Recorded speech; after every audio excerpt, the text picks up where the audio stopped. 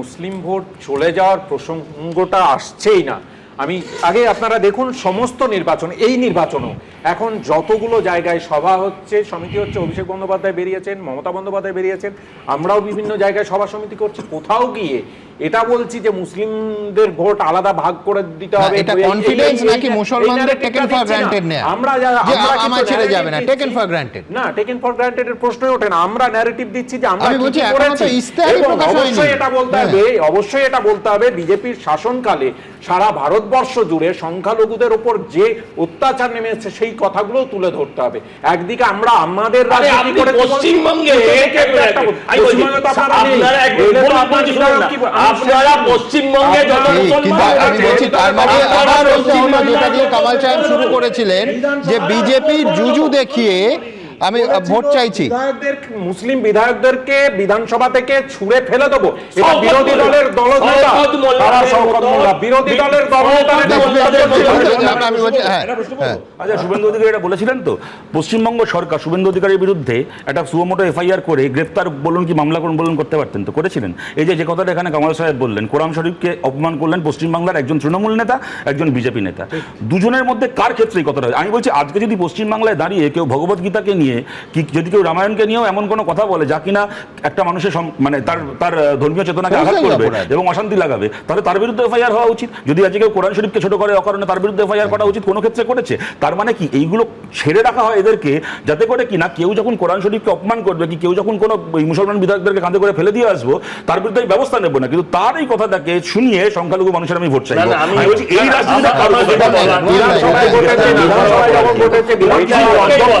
বিধানসভার অধ্যক্ষ ব্যবস্থা নিয়েছে, তাকে সাসপেন্ড করা হয়েছিল।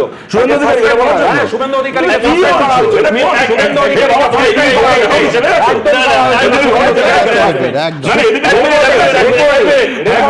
আমি বলছি শিক্ষিত লোকেরা অশিক্ষিতের মতন যেন কথা না বলে।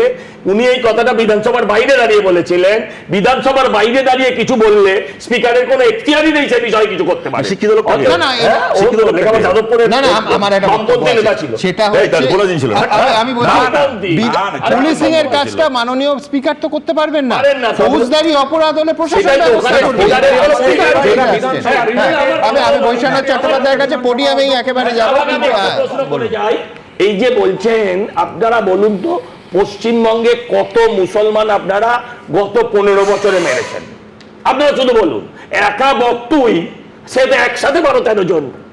আপনারা বলুন পশ্চিমবঙ্গে। আমি বৈশ্বনাথ চট্টোপাধ্যায়ের কাছে যাবো, কিন্তু তার আগে এই যে জাতিসত্তার রাজনীতি বলছি, এর রুটটা আছে এই অনুষ্ঠানে বসেই হুমায়ুন কবির বলেছিলেন যে আমরা কিং মেকার হতে চাই। অনেক দিন হয়েছে বড় দলের একজন লেজুর হয়ে কাজ করা। কি বলেছিলেন হুমায়ুন কবির, দেখাবো। 2026-এর নির্বাচনে শ্রমিক ভট্টাচার্য আর শুভেন্দু অধিকারী বড় হিন্দু, না মমতা ব্যানার্জি আর অভিষেক ব্যানার্জি বড় হিন্দু? এর পরীক্ষাটা হোক না। আর আমি কত বড় মোল্লা সেটারও পরীক্ষা হয়ে যাক না। মমতা ব্যানার্জির প্রতীকে যারা 22টা আসনে লড়বে, এই 22টাতে 20 আছে, 2 বিজেপি আছে। মুর্শিদাবাদ জেলায় এদেরকে 0টা এনে দিব। আপনাকে নিয়ে একটা বিচিত্র টানাটানি শুরু হয়েছে। তৃণমূল বলছে যে অবধারিতভাবে আপনার পেছনে বিজেপি রয়েছে, বিজেপি বলছে একেবারে এটা পুরো মক ফাইট হচ্ছে, আপনি তৃণমূলের হয়েই কাজ করছেন। কিন্তু একটা কথা আপনি মানবেন যে আপনি সফলভাবে দল করলে আর সেই দল যদি ভোটে ভালো ফল করে, তাহলে সব থেকে লাভবান হবে বিজেপি। তার কারণ মুসলিম ভোট ভাগ হয়ে যাবে, মমতা বন্দ্যোপাধ্যায়ের মুসলিম ভোট ব্যাংকে ধাক্কা লাগবে। কিন্তু আমি উল্টো দিক থেকে আপনার কাছে আসব, যে মুসলমানরা বিজেপিকে হারাতে চায় তারা তৃণমূলকে ভোট না দিয়ে আপনার দলকে দেবে কেন?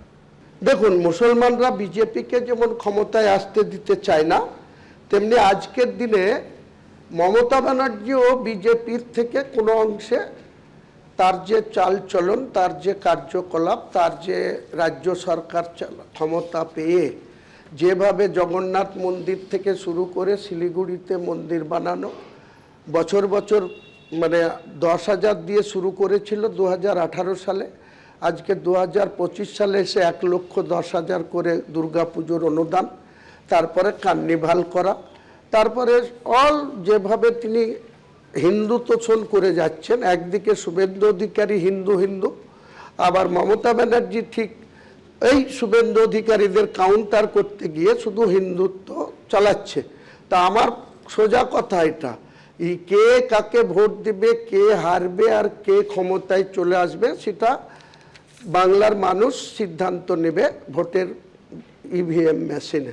তাতে গুজরাটে 25 বছর ধরে বিজেপি ক্ষমতায় থাকলে সেখানকার 18-19% মুসলমানদের যখন বেঁচে আছে, তা এখানে শুধু জুজুর ভয় দেখিয়ে মমতা ব্যানার্জি মুসলমানদেরকে ভয় দেখাবে, বিজেপি চলে আসবে, বিজেপি চলে আসবে। বিজেপি বাঘ না ভাল্লুক? দেশ চালাচ্ছে, 19টা রাজ্য চালাচ্ছে, উড়িষ্যা চালাচ্ছে, আসাম চালাচ্ছে, ছত্তিশগড় চালাচ্ছে, রাজস্থান চালাচ্ছে, উত্তরপ্রদেশ চালাচ্ছে, মধ্যপ্রদেশ চালাচ্ছে।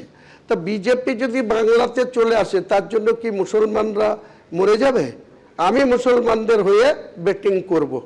আমি বলছি বাংলার মুখ্যমন্ত্রী যেই হোক আগামী দিনে, আমরা মুসলমানদের কাছে আপিল করব, আবেদন করব যে আপনারা বেশি বেশি করে মুসলমান এমএলএ নির্বাচিত করে বিধানসভায় পাঠান। আমি নিজে বিরোধী দলের নেতৃত্ব দেব এবং মুখ্যমন্ত্রী যিনি হন তার কাছে বাংলার সহ মুর্শিদাবাদের উন্নয়ন, মানে ইঞ্চিতে গোষ্ঠীগতভাবে ইঞ্চিতে আপনি কিং মেকার হতে চাইছেন। দেখুন কি ইন্টারেস্টিং, পশ্চিমবঙ্গের রাজনীতিতে 26-এর আগে একাধিক নতুন ন্যারেটিভের জন্ম হচ্ছে। কোনোদিন কি ভাবা গেছিল যে তৃণমূলের বিরুদ্ধে 1.5 দশক ধরে লাগাতার অভিযোগ উঠেছে মুসলমান তোষণের, সেই তৃণমূলের বিরুদ্ধেই মুসলিম নেতা খাতায় কলমে, যিনি এখনও তৃণমূল বিধায়ক, তিনি লাগাতার অভিযোগ তুলছেন হিন্দু তোষণের। হুমায়ুন কবির বলছেন সরকারি টাকায় মহাকাল মন্দির থেকে দুর্গাঙ্গন, দুর্গাঙ্গন থেকে জগন্নাথ মন্দির, এইটা তৃণমূল কংগ্রেস করতে পারে, কিন্তু তিনি যখন বাবরি মসজিদ করতে যাচ্ছেন বাধা দিচ্ছে তৃণমূল। এবিপি আনন্দ, এগিয়ে থাকে, এগিয়ে রাখে।